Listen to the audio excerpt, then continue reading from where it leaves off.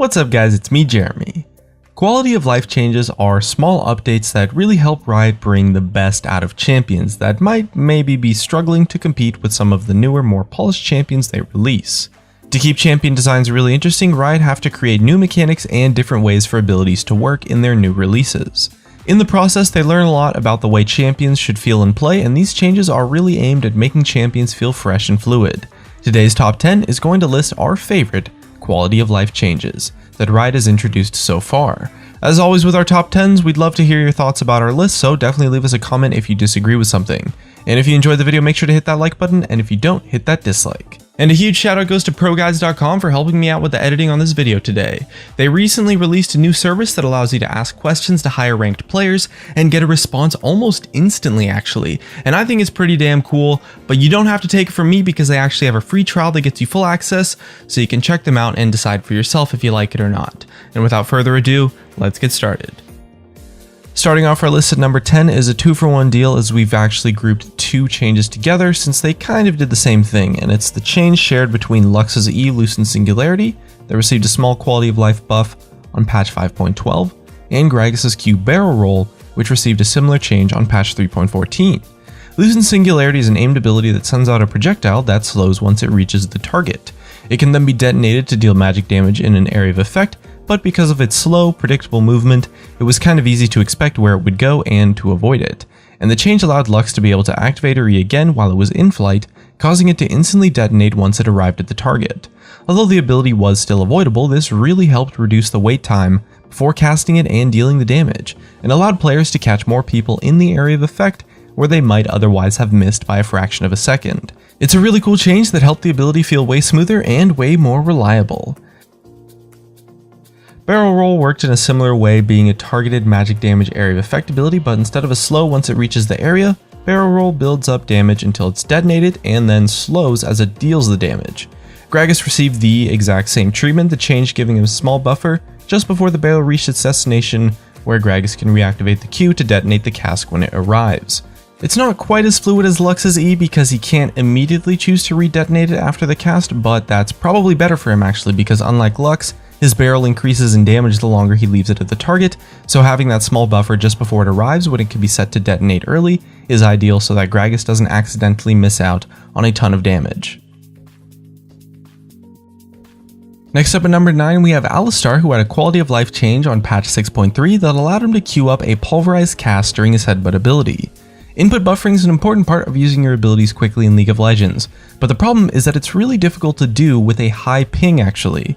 Alistar's headbutt pulverized combo is core to him as a champion, but without perfect timing and a lower ping value, it was really difficult to time pulverize to knock up an enemy before the headbutt pushed them away, and this meant that Alistar players were way more reliable on lower ping, and it really isolated some people from playing the champion entirely. This quality of life tweak allows Alistar to queue up his pulverized cast during his headbutt so the player doesn't need to worry about ping or timing affecting whether they will successfully combo or not. Riot made this change on patch 6.3, so somewhat recently, but it's caused a significant increase in the number of Alistar players overall, as well as also causing a very significant increase in his win rate. Being able to use his combo is less important now, so players can spend more time learning about the rest of Alistar's strategy, such as when to initiate and how to zone properly. It's a great example of what makes a quality of life change so valuable. A small tweak can open up a champion to tons more players and help develop them into more reliable champions and just make them a little bit easier to play. Number 8 is Caitlyn with her ultimate, Ace in the Hole. On patch 5.11, Caitlyn received a quality of life buff that caused her to gain sight of a target immediately after activating her ultimate on them, rather than after she takes aim. Caitlyn's ultimate has a small cast time of 0.25 seconds before she started taking aim, but oftentimes, an enemy champion would just walk outside of your vision range just as Caitlyn started to line up her shot, causing you to lose sight and cancel the ultimate. And with this tweak, once Caitlyn settles on a target to fire at, she gains vision of the target instantly, so that brief cast time will no longer affect whether she gets to fire or not. It was a pretty logical change for a sniping champion, and it really helped avoid those frustrating situations where your ultimate would get cancelled even though you managed to target an enemy that was in range. At number 7, we have Syndra with a change to her Force of Will ability that made it feel way more responsive. This change took place on patch 150 and it caused Syndra to pick up the nearest dark sphere in range if she didn't select another target. It was pretty annoying to be too slow when picking up a sphere because you couldn't target one instantly, and this change helped new Syndra players come to terms with the champion. That's not all though, she also had the grab time reduced to 0.25 seconds from 0.33, speeding up the process slightly, along with a tweak to let her queue up a throw command during the grab. This worked a little bit similar to the Headbutt Pulverize change from Alistar. Originally Syndra had to pick up a sphere and then recast the ability to throw it after she had grabbed hold. But with this quality of life change, she could choose a location to throw the grabbed sphere or unit before she had finished grabbing it, giving her a way smoother throw and allowing faster use of the ability.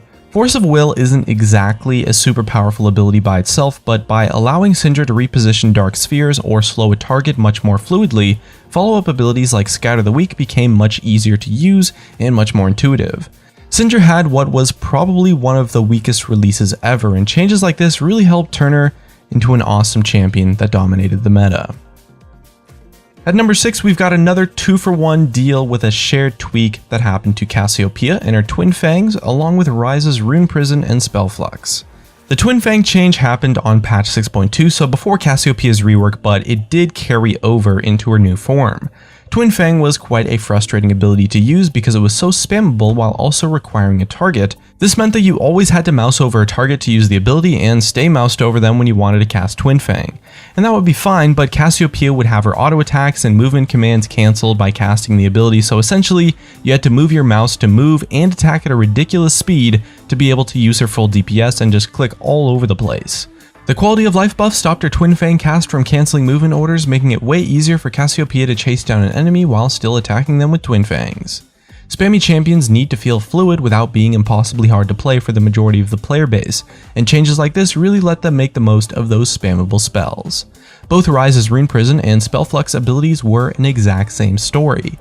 They used to cancel as movement commands, so although you would manage to snare or damage a target, you'd have to click away again to keep moving towards them.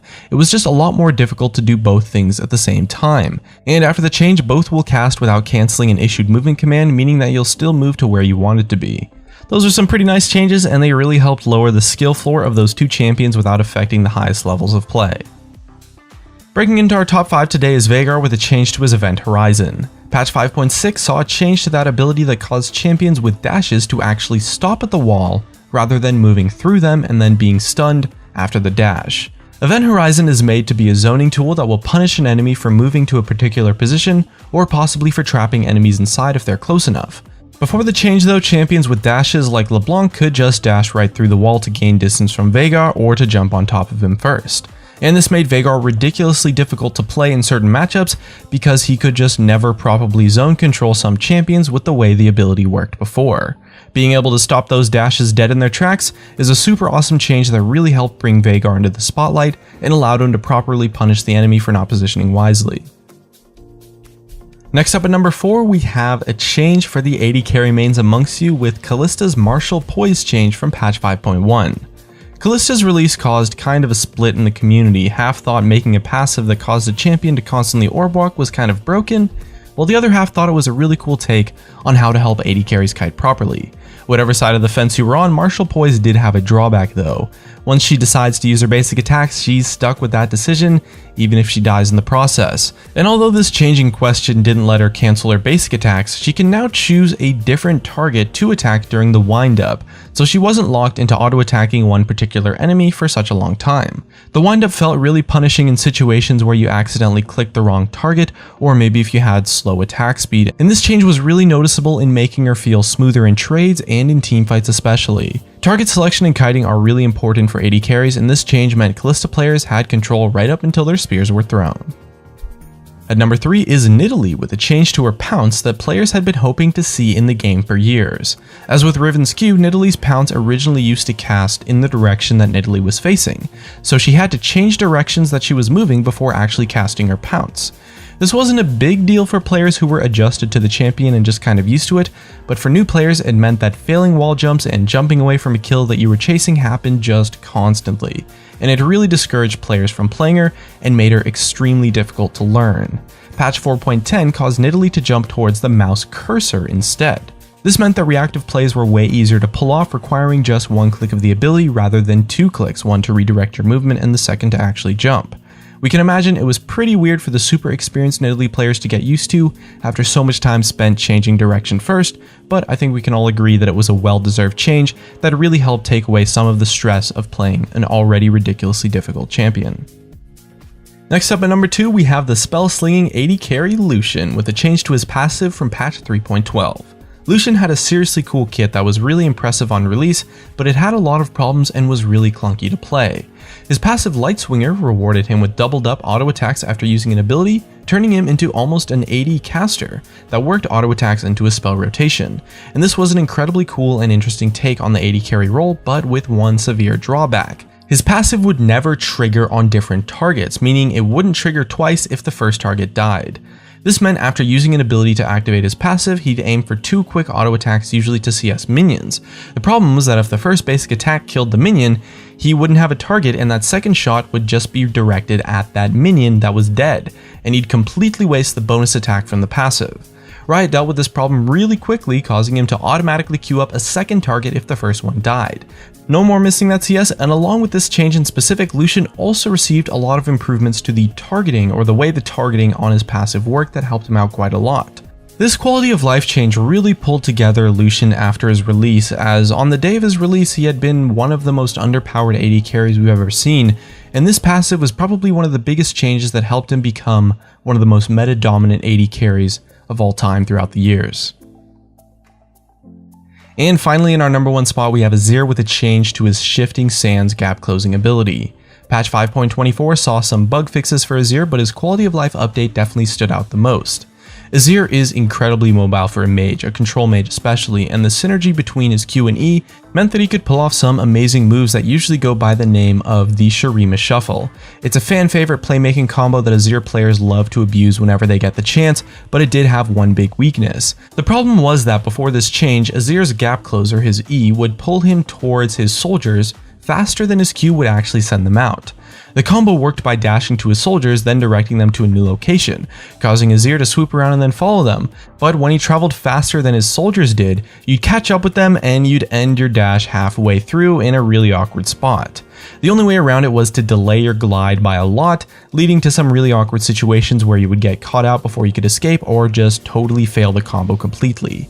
Riot recognized the sheer awesomeness of the maneuver though, and made it so that Azir will follow his soldiers to the end point of his Q, whether he catches up to them or not. So it made the Shurima Shuffle doable for everyone. As one of the flat out coolest gap closing techniques in the game, this change really just made Azir so much more fun to play.